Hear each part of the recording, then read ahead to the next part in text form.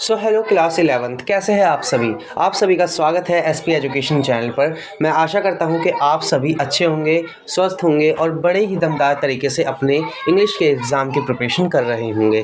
तो मैं जानता हूं जैसा कि आपका 13 फरवरी 2026 को इंग्लिश का एग्ज़ाम है, उसी के बिहाफ पर मैं उसके इम्पोर्टेंट क्वेश्चन की वीडियो लेके आ चुका हूं अपने चैनल पर। तो सबसे पहले हम बात कर लेते हैं अपने लेसन फर्स्ट की। आज इस वीडियो में हम सारे चैप्टर्स की जो इम्पोर्टेंट क्वेश्चन है उनके बारे में बात करने वाले हैं और करैक्टर स्केच के बारे में बात करने वाले हैं। सबसे पहले हम बात करेंगे अपने कुछ इम्पोर्टेंट क्वेश्चन की। सबसे पहले लेसन फर्स्ट आता है द पोर्ट्रेट ऑफ लेडी। ठीक है, द पोर्ट्रेट ऑफ लेडी। इससे फर्स्ट क्वेश्चन आता है कैरेक्टर स्केच का, जो कि हमारी ग्रैंड मदर का है। ये रही हमारी ग्रैंड मदर। ठीक है, ये उनका डॉगी है और ये उनकी चिड़ियाएँ हैं। ठीक है, अब बात करते हैं सबसे पहले इनके कैरेक्टर स्केच की। तो द ग्रैंड मदर एक एन ओल्ड वुमेन थी। ठीक है, एक बूढ़ी अम्मा थी वो, जो कि उनकी कैरेक्टर स्केच क्या थी कि ये ग्रेसफुल थी, ग्रे हेयर थे इनके। ठीक है, और ऑलवेज रेसिटिंग प्रेयर्स, हमेशा प्रेयर्स करती रहती थी, मन में उनका भगवान का जाप करती रहती थी। और white suit, one hand on waist, one hand telling the rosary beads. जैसे कि हम जानते हैं वो रोजरी बीड्स को हर दम उसका जाप करती रहती थी, जैसे इसमें इमेज में दिखाया गया ये रोजरी बीड्स। ठीक है, जिसे हम माला के नाम से जानते हैं। माला का जाप करती रहती थी अम्मा जी, और हमेशा पीछे ये कपड़ा उनके रहता था वाइट कलर का। ठीक है, इसके बाद हम बात करते हैं a kind towards the dog. Dog के प्रति वो क्या थी, बहुत ज़्यादा दयालु थी, स्पैरो को फीड्स करती थी। And them regularly believing in feeding them as her religion duties. वो हमेशा कुत्ते को जब खाना खिलाती थी और जो चिड़िया थी उन्हें दाना डालती थी, तो वो ऐसा महसूस करती थी जैसे वो अपना धार्मिक कार्य ही कर रही हो। ठीक है, रिलीजन से ही जुड़ी हुई हो। इसी के साथ वो क्या थी, थोड़ी सी शॉर्ट फैट थी, स्लाइटली बेंट थी, अर्थात थोड़ी सी छोटी थी और स्लाइटली बेंट, थोड़ी सी झुकी हुई थी। और क्लेम पीसफुल एंड काम एंड पीसफुल थी, और लाइक विंटर एंड लैंडस्केप। ठीक है, एंड अफेक्शनेट एंड लवलिंग, बहुत ही ज़्यादा अफेक्शनेट थी, बहुत ही अच्छी दिखती थी वो। और एक क्वेश्चन इससे बनता है कि वो ब्यूटीफुल ना होकर भी फिर भी ब्यूटीफुल थी, तो क्यों? क्योंकि वो अपने मन से सुंदर थी। इसी के साथ अब इसके लॉन्ग क्वेश्चन के बारे में बात करते हैं। ज़्यादा लॉन्ग क्वेश्चन नहीं है, केवल दो, हर चैप्टर से मैंने एक या दो क्वेश्चन लिए हैं। तो जब द पोर्ट्रेट ऑफ लेडी का क्वेश्चन इम्पोर्टेंट है ये वाला, इससे बनता है कि elaborate one on the bond of friendship between the author, मतलब जो कि ऑथर खुशवंत सिंह थे हमारे, वो and his grandmother as given in the story the portrait of lady. इसमें क्वेश्चन में पूछ रहा है कि जो भी फ्रेंडशिप थी उसकी दादी और उसके पोते के बीच, उसको बताइए किस प्रकार की उनकी फ्रेंडशिप थी। तो सबसे पहले हमारा आंसर ये रहा। ठीक है, आंसर है व्हेन द ऑथर। ठीक है, मैं थोड़ा इसे जूम कर लेता हूँ, ये रहा। हाँ, तो when the author was still young, his grandmother took care of him. They had a special enhanced bond of friendship. She woke him up early in the morning, bathed and dressed him, plastered his wooden Santa, gave him breakfast and walked him to school. वो सुबह सवेरे उसे उठाया करती थी और नहलाया करती थी और स्कूल के लिए तैयार किया करती थी, और साथ ही उसके लिए ब्रेकफास्ट तैयार किया करती थी। और when he settled in the city, जब खुशवंत सिंह सेटल्ड हो गया सिटी में, जब उसकी मम्मी ने या पापा ने उसे बुला लिया सिटी में गांव से, तो they shared a common bedroom, physical contact grew less, जो कि उनका फिजिकल कॉन्टैक्ट था और वो एक ही बेडरूम को यूज़ करते थे, वो क्या हो गया था, लेस हो गया था, अर्थात कम हो गया था। As the winter crazed this after his parents shifted to the city, the grandmother was there to receive him back. In the evening, she collected alms and sang prayers for hours of the homecoming of sparrows. ठीक है, बस ये वाला question याद कर लेना, बहुत important है। और बस ये लास्ट क्वेश्चन इसमें इस चैप्टर में से है, ये वाला भी बहुत इंपॉर्टेंट है। The grand mother was not pretty, जो कि अभी मैंने बात करी थी, वो सुंदर नहीं थी, बट ब्यूटीफुल, फिर भी वो ब्यूटीफुल थी। हाउ, कैसे? तो ये क्वेश्चन का आंसर ये रहा, जो ग्रैंड मदर थी हमारी, the grand mother was short, old, fat and slightly bent. ठीक है, थोड़ी सी छोटी थी, थोड़ी बूढ़ी थी, थोड़ी नहीं ज़्यादा ही बूढ़ी थी, एंड थोड़ी फैटी थी और स्लाइटली बेंट थी, थोड़ी सी झुकी हुई थी। फॉर द लास्ट 20 ईयर्स, ठीक है, लास्ट 20 साल, she looked the same and to the author, वो अब खुशवंत सिंह को एक ही तरह से लग रही थी। 20 सालों से, पिछले 20 सालों से वो एक ही रूप में उसे देख रहे थे, अपनी अम्मा को। और she seem too old to age further, वो अब इतनी बूढ़ी हो चुकी थी कि वो और ज़्यादा बूढ़ी अब नहीं हो सकती थी। It was difficult for him to imagine her once being young and pretty, जो खुशवंत सिंह था उसके लिए ये बहुत ज़्यादा नामुमकिन था ये मानना कि उसकी जो अम्मा थी वो कभी जवान रही होगी। इसी के साथ but to him she was beautiful, even he जो उसकी अम्मा थी वो बहुत ज़्यादा ही ब्यूटीफुल थी। किस तरह से, स्ट्रीन एंड पीसफुल, वो बहुत ज़्यादा ही शांतिपूर्ण थी, पीसफुल लेडी थी।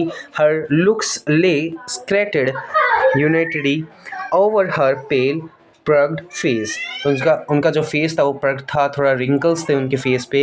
And her lips constantly moved, हमेशा उनके जो लिप्स थे, होठ थे, वो हमेशा हिलते रहते थे।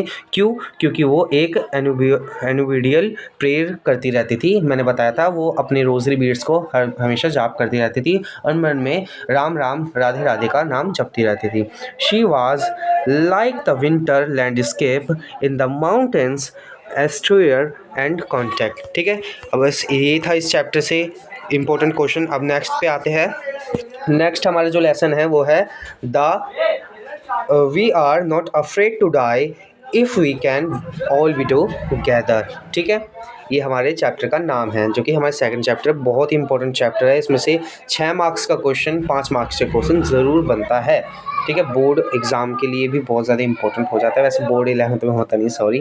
ठीक है, तो करेक्टर स्केच सबसे पहले जो इनके बच्चे थे जोनाथन और सुजैन, इनका करेक्टर स्केच बहुत ज़्यादा इंपॉर्टेंट होता है। क्यों? ये छोटे बच्चे क्या कर रहे थे, इनकी जो बोट है जब डूबने वाली होती है तो वो अपने माता पिता को एक नई उम्मीद जगाने में मदद करते हैं। कैसे? वो क्या करते हैं, गिव स्ट्रेंथ, ठीक है, टू पेरेंट्स, वो अपने पेरेंट्स को एक स्ट्रेंथ देते हैं, मजबूती प्रदान करते हैं। ब्रेव एंड करेजियस, ठीक है, इसी के साथ पॉजिटिव होते हैं वो पूरी तरह से, एंड ऑप्टिमिस्टिक होते हैं, हमेशा ही आशावादी। मतलब आशावादी का मतलब होता है हमेशा ही एक आश रखते हैं कि हम ज़रूर बचेंगे। ठीक है, होपफुल है वो, क्या है, होपफुल है, hopeful in tough and severe condition, वो टफुल कंडीशन मतलब बहुत ज़्यादा ही मुश्किल परिस्थितियों में भी होप करते रहते हैं कि वो बचेंगे। मैच्योर एंड हेल्पफुल सपोर्टिंग, इसी के साथ शोर्ड फेथ इन फादर, ठीक है, वो अपने फादर के प्रति सिंपैथी दिखाते हैं, उन्हें ऐसा शो करवाते हैं कि वो बिल्कुल भी डर नहीं रहे हैं। And never panicked like children, वो बच्चों की तरह बिल्कुल भी नहीं डरते हैं, होते वैसे वो बच्चे ही है जोनाथन और सुजैन, पर वो बिल्कुल भी घबराते नहीं हैं जब वो डूबने वाले होते हैं। इसी के साथ बिहेव्ड लाइक अडल्ट, वो बड़ों की तरह बिहेव करते हैं कि अब हम बड़े हो चुके हैं पिताजी, अब हम नहीं डरते हैं। ठीक है, अब बात करते हैं, ये हम देखो उनकी बोट ये रही, ठीक है, जो कि बहुत ज़्यादा ही मुश्किल परिस्थिति में थी। अब बात कर लेते हैं इसमें से। अब देखो ये समरी है, ठीक है, इसमें से इंपॉर्टेंट क्वेश्चन इसी समरी में से आ जाता है। अगर कोई भी क्वेश्चन आए तो आप इस समरी को लिख डालिएगा। ठीक है, चैप्टर 2 की समरी है। चैप्टर का नाम मैंने क्या बताया था, we are not afraid to die if we can together, हमें कुछ भी नहीं हो सकता, हम मर नहीं सकते अगर हम साथ हो तो, इसका मतलब है। अब है, in spite of his injuries the narrator took charge of the situation, somehow he found the wheel leaned up the strain for the next wave and hung on till Mary appeared and took charge of the wheel। ठीक है, जब उसका stair पे जो संतुलन है वो खो जाता है, इसमें ये बताया गया है। फिर है लैरी एंड हर्ब, ठीक है, लैरी एंड हर्ब क्या होते हैं, उसके हेल्पर्स होते हैं, वो अपने साथ में ले जाता है। Started pumping out water like madman, वो पागलों की तरह जो लेरी है और हर्ब है जो हेल्प करने आए हैं, वो क्या करते हैं, बहुत ही पागलों की तरह पंपिंग आउट करने लग जाते हैं, पंप से पानी को बोट में से बाहर निकालने लग जाते हैं।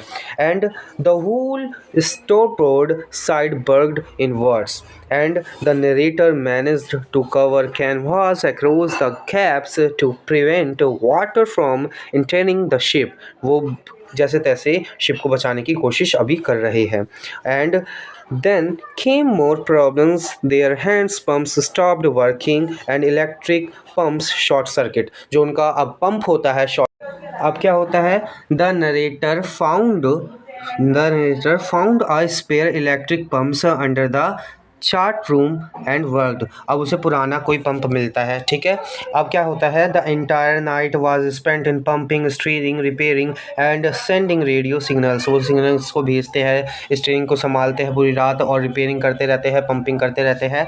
उसके बाद क्या होता है, the narrator checked charts and calculate the Ile Amsterdam, a French scientific base was their only hope, ठीक है। अब उनके पास केवल एक होप, एक आशा रह जाती है। उसी आशा में एक उसकी बेटी आती है, Suzanne head was swollen and she had a deep injury. अब जो सुजैन होती है उसकी बेटी, उसे चोट लग जाती है, ठीक है, और उसका जो सर है वो सूज जाता है, स्वेलन हो जाती है। अब फाइनली दे रीच्ड एल एम्स्टर, a volcanic island where they were welcomed by 28 inhabitants, ठीक है। अब फाइनली एम्स्टरडैम पहुंच जाते हैं जैसे जैसे। अब है thus the collective strength and never failing optimistic of the sailors and made it possible for them and come out of the jaws of that, ठीक है। वो क्या है, मौत की कगार से बाहर निकल के आते हैं। इसके बाद tough Jonathan and Suzanne did not anything to save have walker but their courage, faith, optimistic give extra strength the persistence to the narrator his team, ठीक है। जो जोनाथन और सुजैन की जो ब्रेवनेस है वो एक स्ट्रेंथ देती है अपने फादर और लहरी और हर्बर्ट को, ठीक है। इसके बाद in spite of this injuries, इन सभी इंजरीज के बावजूद the narrator took charge of the situation somehow, जैसे तैसे ही फाउंड द व्हील, ठीक है, and lined up the stern for the next wave and hung on till Mary appeared and took charge of the wheel. वो अपनी बीवी को wheel संभालने के लिए कहते हैं। Larry and herb started pumping out of the mad like, अरे सॉरी, ये शायद वही वाली चीज़ आ रही है, ठीक है। And the pumps stopped working, हाँ ये वही चीज़ आ गई है, ठीक है। बस इतना ही था इसमें। अब बात करते हैं नेक्स्ट की। तो नेक्स्ट में क्या है हमारा लेसन, थर्ड आता है डिस्कवरी टूट द सागा कंटिन्यूअस, जिसे हम डिस्कवरी द सागा कंटिन्यूअस भी होता है। इसमें क्या होता है, this lesson gives an insight to the students about the archaeology. With the help of various new digital and scientific machines, man is able to explore life that existed centuries ago.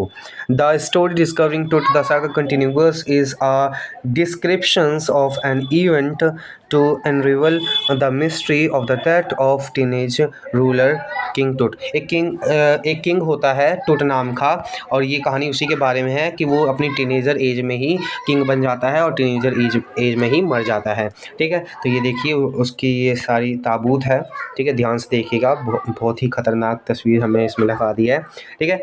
और ये आपके support material में भी वाली तस्वीर आपको मिल जाएगी, ठीक है। तो the lesson also gives a brief timeline and history of the life and death of Tutankhamun. Tutankhamun उसका पूरा नाम होता है किंग का, जिसमें हम उसके लाइफ एंड डेथ के बारे में पढ़ते हैं। तो एक क्वेश्चन बनता है बस, इससे इम्पोर्टेंट है, ठीक है। इसमें है कि the mummy is an a very bad condition. जो उसकी मम्मी होती है, मम्मी का मतलब पता ही है आपको कि ताबूत में जो दफनाया जाता था उसे ही मम्मी बोलते थे, वो बहुत ही रोस्ट कंडीशन में थी, बैड कंडीशन में थी, वर्स्ट कंडीशन में थी, because of the character did in the 1920s. What did character do and why? एक कैरेक्टर नाम का साइंटिस्ट होता है, उस पर एक्सपेरिमेंट करता है, तो उसकी वजह से 1920s में उसके जो ताबूत है, मम्मी है, उसे बहुत ज़्यादा नुकसान होता है। तो कैसे?